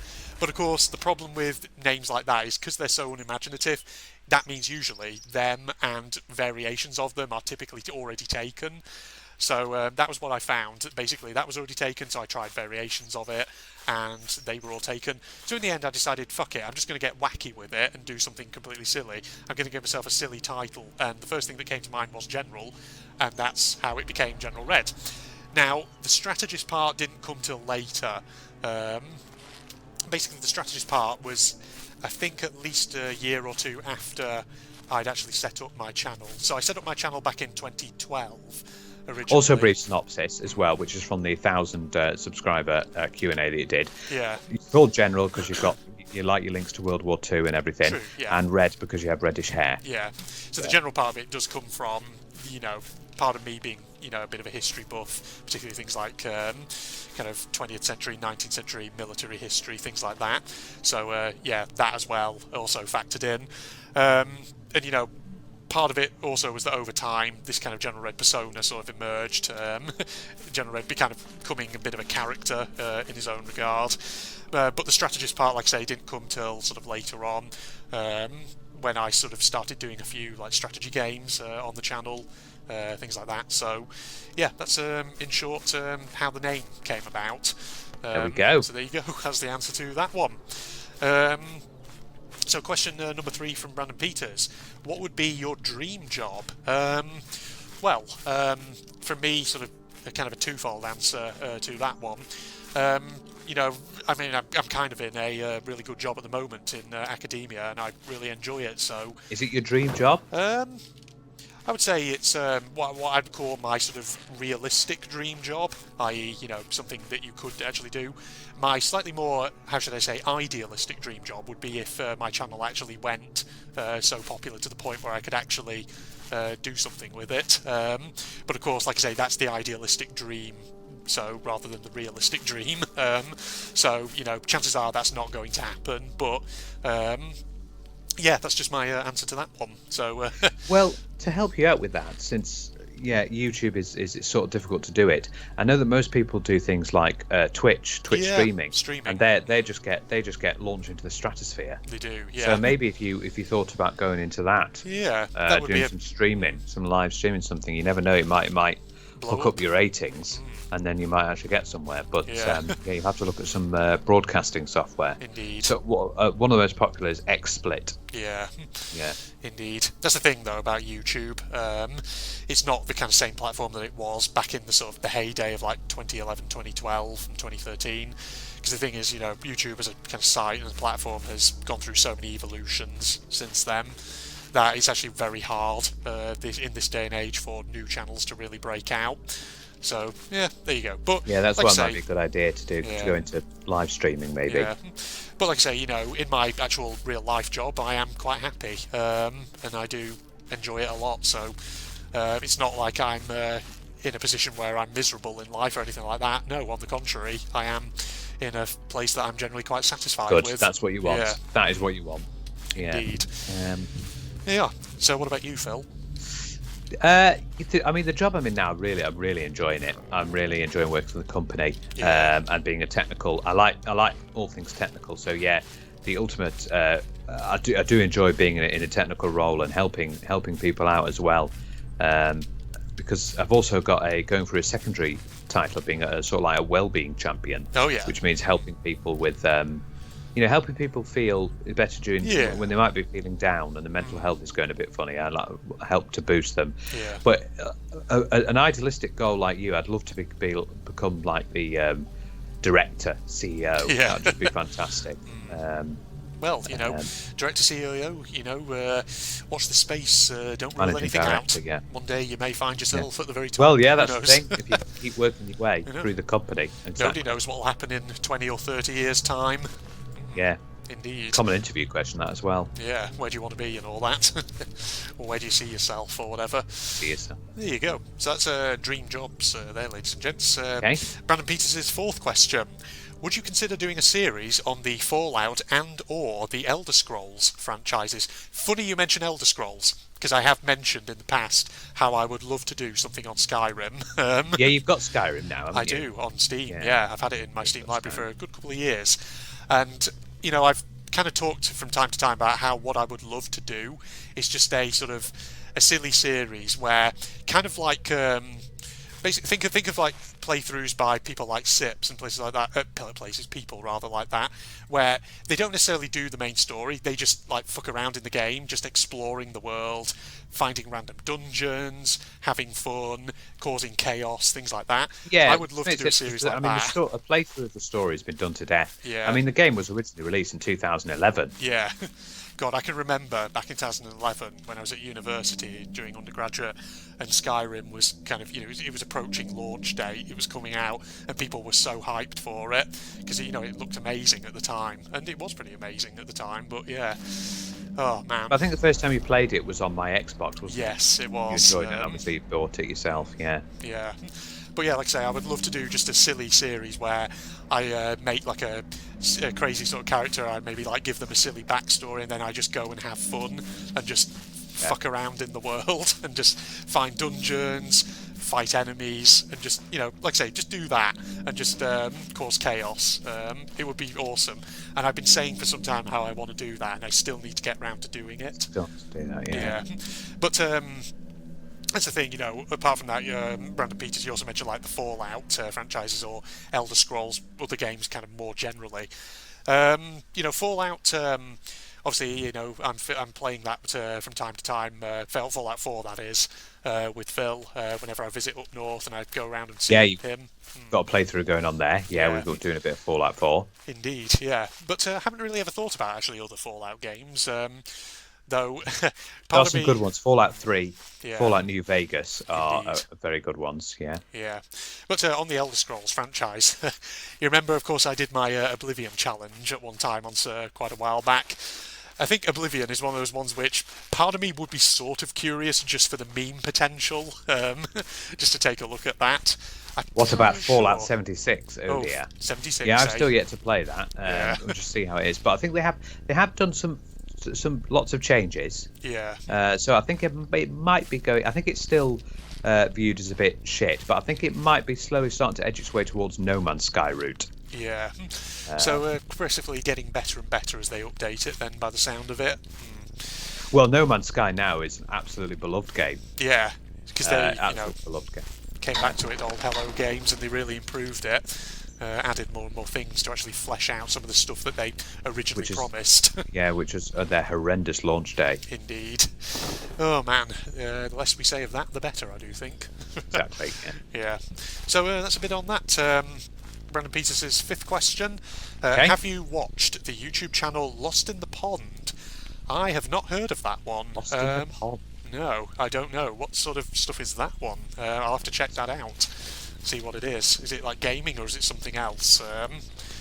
Yeah, that's interesting because Lost in the Pond. It sounds like something. Maybe they've called themselves that because they're maybe they deal with the interesting things like the frogs are doing or amphibians. Because I remember you looked at that. What was that guy who had a load of tarantulas? Oh, that was Exotic's Lair. Yeah, that was it. Yeah. So maybe something like that. Maybe it is something like that. It's like Pond Life or something. Who knows? Pond Life. Indeed. Frogs and newts and whatever else have you. Water beetles. Sorry, my voice going a little bit then, because I've been talking for so long. But, oh, right, okay. I'm just Googling it. Oh, you look at it around, yeah. It does things like 8 American things Britain doesn't even have a word for. 4 ways British and American breakfast cereal is very different. How many Springfields does America actually need? 5 ways living in the US has altered my perception of it. Oh. So is he British moved to the US? Oh, I see. So that's why it's called Lost in the Pond. So it's like that old saying, the pond between Britain and America. So, yeah, why is the US map so bonkers? 8 American things Britain doesn't even have a word for. British roads ain't got nothing on US Route 66. So it looks like he's a British guy who's moved to the US and does videos on his experiences. Okay, that would probably it'd probably be interesting, something to watch every once in a while and catch up with that one. So I hope he's not lost. I hope he's not lost in the pond. Bloody hell! If he's in the Atlantic Ocean at the moment, he's just adrift in a lifeboat. Yeah, exactly. Yes. Could you imagine vlogging in a lifeboat? So here I am out on the waves. Nothing much happening other than those some big waves. There's some big waves. Oh, it's a shark coming. Oh, shit. There we go. Like, comment and subscribe if you want to see more of the shark. There you go. So, Brandon Peters' sixth question. Would you consider doing a series on the Destroy All Humans franchise? They've released a remake of the first game not too long ago, and it's awesome. Yes, they did. They did release a remake. Yeah, I've never played one of those. Yeah. But they do look interesting. It's the one where you're playing as an alien and you have to basically destroy all the humans with just kill everyone and destroy the buildings and kill everyone. It's like a sort of reverse God game. Yeah, indeed. So who knows? Maybe. I think the original was released in 2005. Yeah. And then they did a remake. I think it was it last year? I think it was last year in 2020. I can't remember the exact. It might be in September, October 2020. But yeah, it was a remake of the 2005 one. But it's just funny because you just go around as an alien, you can just kill people, you probe people, you can basically disguise yourself as a person and then reveal yourself and then kill them. Yeah. Yeah, destroy buildings and everything. It's basically cartoon violence, ladies and gentlemen. That's it. Yes. Bit of fun. Indeed. So who knows? Maybe it's one for me to note down as a potential thing to look into. So there you go. That was Destroy All Humans and Brandon Peters' seventh and final question, which is an interesting one. If you could make your own Danganronpa game, what would you do in terms of characters, plotline, murders and setting? Oh, will it have lots of fan service parts? Because that'd be very nice. Ooh, that's a very interesting question. Man, I could do a whole video on that in its own right. What about Danganronpa Cluedo version? Cluedo, oh wow. Yeah, that would be interesting, wouldn't it? That's actually, that raises a very interesting point, actually, Phil. Because well, I have kind of thought before, what could a Danganronpa game in the future actually do if, they decided to come back and if Spike Chunsoft actually decided to kind of resurrect the series and do another one. And a thought I had was, what about, like a kind of vintage style Danganronpa where it's set in like a historical time period? Not like too far back. Maybe like maybe early 20th century, so 1920s or 30s or something. And so it's like they're having to do like a killing game setup, but with like the technology of the day and things like that, or like and you could mix it with a bit of the old Sir Arthur Conan Doyle. Imagine that, a Victorian one. A Victorian one, with a bit of Sherlock Holmes. That's the thing. Like all the Danganronpa games have like a distinct sort of underlying theme to them. So like Trigger Happy Havoc, I think it's like psycho pop. Then like DR2 is like psychotropical or something. I think it's supposed to be called. So you could go for something like Psycho vintage or something like that. It was an interesting concept for a franchise, sort of murder game, murder mystery. murder mystery. Yeah, with elements of visual novel stuff to it. In terms of characters, though, like what sort of characters could you have? I mean, if it's like a historical one, I'm sure you could have sort of characters who are themed. Some characters who maybe derive their talents from the kind of the historical setting or something like. I don't know if it was say 1920s or something. I'm sure you could have something like 1920s ultimate movie star or something, or jazz musician or whatever. Or you could have a character, if you go to Victorian, have him smoking on his pipe. A pipe. Yes. Yes, indeed. And then have a Professor Griswold style impression. Yeah. It appears we have found a clue. Oh, dearie me. Hi. It appears I've found a clue. It appears I have been murdered. Yeah. Oh dear. You have just discovered my body. Yes. Expose them at the class trial. Indeed. Oh man. Holy shit. But yeah, like I say, that is a big ass question, that is. And like I say, you could do a whole video on that in its own right. What would a General Red style Danganronpa game do in terms of its plot? Yeah, there's lots of sort of elements you can think of, isn't there, as well? In terms of a setting, though, how would I kind of, let's say, I go for that historical setting, what would be the physical setting? I had a sort of thought, what if it's like a kind of Castle Wolfenstein setting where it's like a big castle up in the European mountains or something? Is that everyone's snowed in? It'd be like the perfect setting, closed environment for murder. Yeah, indeed, what something like that. What was the name of the castle in Dark Descent? Brennenburg, I think it was. That's it, Brennenburg. Yeah, that was an interesting castle. Yeah, Castle Brennenburg. Location. With old Alexander of Brennenburg. Oh God, yeah. Him in it, yeah. Oh, that was such a playthrough, our Dark Descent playthrough, yeah. We need to get back to Amnesia the Dark Descent at some point, do more. Yeah, well, the wheel's not picked it, has it, yet? It hasn't. Indeed. Which has been unfortunate, because, like I say, we really want to do more and more of that. So yeah, there's a little bit there. And one final note on that question. As I'm a history buff, I would definitely include a character who is like ultimate historian or something, because why the hell not? There you go. The ultimate historian, yeah. Yes. In fact, actually, now that I think about it, there is one of the Danganronpa fan games that apparently is in the works at the moment. I think Project Eden's Garden. I'm pretty sure actually they are having a character in that who's supposed to be ultimate historian. Oh, well, there you go. They've already got one step ahead of you, aren't they? They are one step ahead of me. Also, how did you discover Danganronpa to start with?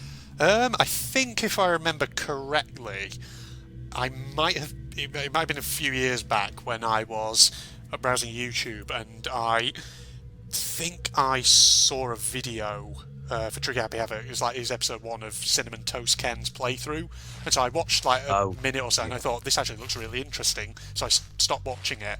And then that's how I got into it, and there you go. I bought it, started it, and thought, yeah, definitely worth it. And the rest is history. The rest is history indeed, yes. Yeah. Whew, so there you go. That was all of Brandon Peters' questions. Unless there's anything you want to add. Good questions there, yeah. There you go. So, Phil, when we were texting each other in preparation for this session, you said you had a question of your own. Yeah. Now, viewers, of course, answer this as well if you feel like it. So this is, I thought it would be an interesting question. It's sort of like a two-parter. Okay. So the first part of it, are there any hobbies, activities, extreme sports, or anything that you would like to do you haven't really done?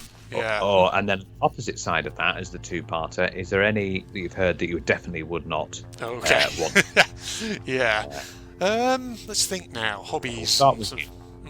Leisure activities. Hobbies, interests, activities, extreme sports you'd like to give a try. Man.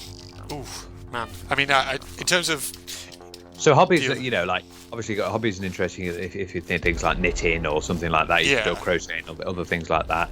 Or extreme sports, you want to do skydiving, bungee jumping, hot air ballooning, all that sort of stuff. Or just general activities that seem interesting, like going on trying go-karts or something like that. Yeah, those sort of things.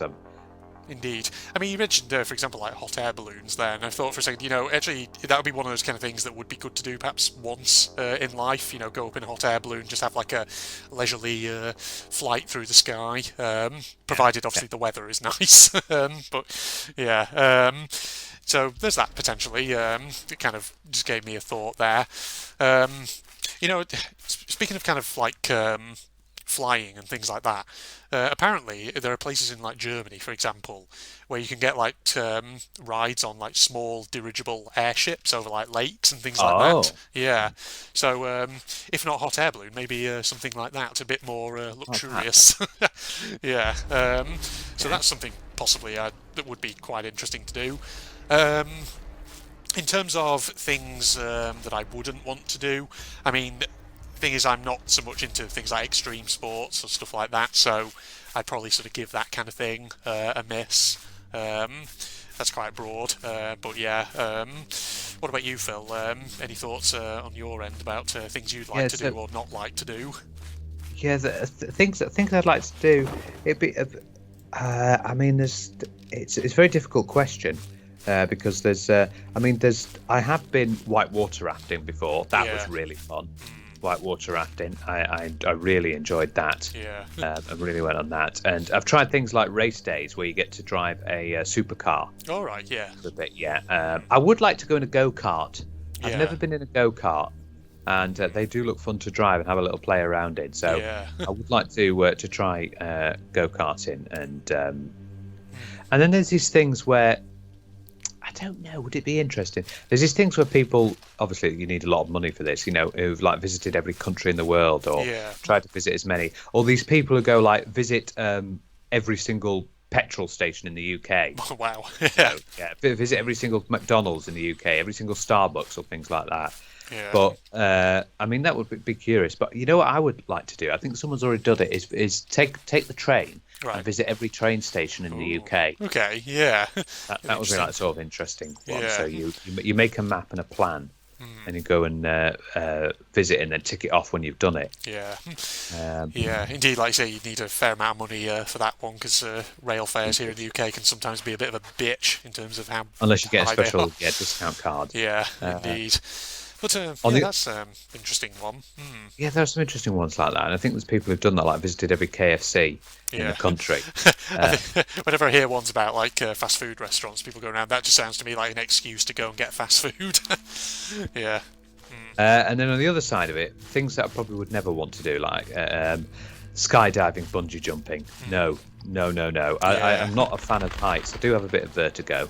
Yeah. And yeah, skydiving and bungee jumping, I just couldn't do. Not a chance. Not for me. I can understand that. Yeah. I wouldn't want to do that at all. Hot air ballooning, probably not for me as well either. I just no. I'd probably get ill. Yeah. I just don't like the thing. I've just thought of another one though, potentially that I would be interested in doing. So maybe going on like cruise ships or something, just like. That's something like that. Cool. Yeah, just taking like a voyage somewhere on a luxury. I've liner. heard Norway's a good place to go Yeah. to go see the fjords and everything like that. Indeed. Now, is there actually a third parter? Is there any activity, extreme sport, hobby, or activity that you have done that not many people have normally done? Ooh. I suppose for me, I could say skiing. I mean, it's not a huge number of people do it. Yeah. But I've been skiing plenty of times, and I've loved skiing. Yeah. Whitewater rafting, as I said before. Yeah. Are there any like particularly notable, not necessarily extreme sports, but any notable activities? Yeah, something that you've done that normal people do. You can't say something like I've played a game of football or something. Yeah, because most people will have done that. I suppose if I had to kind of give an answer to that, I mean, I remember when I was second year of undergraduate university, I joined a clay pigeon shooting society, which is something which not many people probably have done before. It's not, like say, an extreme sport. It's not that, perhaps even that notable, but it is like say something that maybe not a lot of people have done. So I went on a couple of trips up to, I think it was called Bobbin Mill shooting ground, not far from Lancaster. With fellow students, and we just shot some clays and had a bit of fun up there. Yeah, it's interesting that because there's all sorts of events and societies you can join in university, and some of them are very intriguing. Yeah, some of them you wouldn't think like there's. I think there was one of mine, a wine and cheese tasting one. Indeed. Yes, students setting up all their fantastic societies. We can do things like that. Yeah, no doubt there'll be things like various different clubs where you can there'll probably be things like where you go out into the wilderness, collect twigs and branches, and make your own collages and art projects and things like that. Art societies, natural art societies, or whatever. Yeah. There'll be also so those who are thinking about going to university, because there might be a time now when you might be finishing A levels and stuff and going to university. Have a look at the societies you join. There might be one that you think, ooh, like a big one is like a photography one, which is supposed to be very interesting. You know, you go out and you just take pictures. Yeah. And things like that. That's actually something. Or a hiking rambling club. I can't remember if I've ever. Well, I probably have said this before. At some point, so you're being hunted, but you know, I remember when I was a graduate teaching assistant at University of Lancaster. You know, some of the advice I would give to first-year undergraduates was make the most of your time while you're at university. Don't just kind of rely solely on lectures and seminars for value for money. Actually get involved in societies, and not just like clubs and societies, but also other stuff that the universities actually offer. So like career services, job placements, work experience. Take full advantage of all these things that are on offer to you, because with the fucking like really high tuition fees that you get asked to pay these days, you need to get value for money out of it, and the real way you do that is by, like I say, really taking advantage of all the extracurricular stuff. Me and you, mate, we were the lucky buggers. We were. We left just as it turned over to the higher prices. It did. Because we did it with a $3,000 a year. Yeah. It's now something like 9. It is. It's ridiculous. So we just got in and out quickly. Yeah, money. I mean, universities these days they have kind of become what is essentially money-making factories, and it's kind of sad in a way, because now that students are obviously paying so much money, it's almost like we have to sort of treat them now like they're customers rather than students. Yeah, you've said all this before. Yeah, I have said this before. I won't kind of get too far into this. Yeah, but yeah, that's just like to say, to reiterate my kind of advice for anyone who's potentially moving on to university. Whilst you're there, get involved in all the extracurricular stuff and get that value for money. Because the thing is, above all else, exactly. Yeah, you know, things like clubs and societies, if you get involved in like the organisation of them, for example, that's something you can potentially put on your CV as like organisational skills and whatever. It can, you know, help you in the long run. So. And if you decide if you decide at university to join a literature club, just make sure you don't have a section of girls who decide to go manic and crazy. Yes, watch out for the literature club. Stay away from it. Yeah. Indeed. Otherwise, your heart might go doki doki and all that. Fun fact, actually, I heard some interesting news though about Doki Doki Literature Club recently. Apparently, there's going to be like an extended version of it coming out at some point with more scenes and things. So. I don't know the exact details, but I've heard something like that in that regard. So who knows? Maybe that'll be coming back on the channel in the distant future. We'll see. Well, there you go. That was the big Q&A for episode 400 of Sir You're Being Hunted, ladies and gentlemen. We've answered some questions and we've had some fun. Some hella good questions, yes. Now we've finished? Absolutely. Indeed. So I hope you enjoyed that, ladies and gentlemen.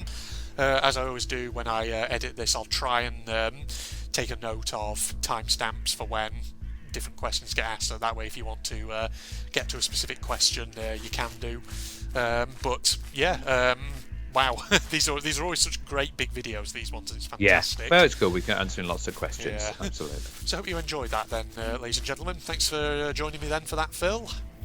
No worries. Also, where is Crazy Eddie gone? Where has he gone? I don't know. Yeah, he's not turned up this time. No, he hasn't. Crazy Eddie, where have you disappeared to? Oh well, we've got Brandon Peters. You're the favourite now because you've come for many other videos. Yeah. Yes, indeed. There you go. Maybe Crazy Eddie just hadn't, got purple in the face last time round when we admitted that we don't mind pineapple on pizza and all that. I know. Just couldn't deal with it. Who knows? Cope. There we go. So yeah, other than that, we'll wrap up here. Facebook and Twitter links down below, along with a link to my propagandist channel for anyone interested. And if you enjoyed, don't forget to leave a like, comment, subscribe, and all that jazz. And like I said earlier, if there are any questions that I've missed, I'll keep my eyes peeled. I'll make a note of them, and who knows, maybe they'll come in a future Q&A at some point. Who knows? Who knows, indeed. In that case, goodbye, everybody. Goodbye.